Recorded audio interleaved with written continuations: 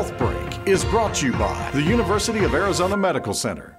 The University of Arizona Cancer Center's Breast Health Program offers patients a multidisciplinary team approach to diagnosis and care. Dr. Michelle Lay explains. Everything from diagnosis to treatment and survivorship. We have breast radiologists that make the diagnosis through mammography, the surgeons that remove the cancer, medical oncologists and radiation oncologists that treat the patient afterwards to make sure the cancer doesn't come back. And then we have plastic surgeons if the patient needs that. And then we have a psychosocial program as well as a survivorship program for patients when they're finished with their therapy. Dr. Rebecca Viscusi says every woman is given a customized treatment plan. Each patient is different, and therefore their breast cancer treatment should be individualized to the patient. Our main goal is to make sure that they get the absolute best treatment that we can give them.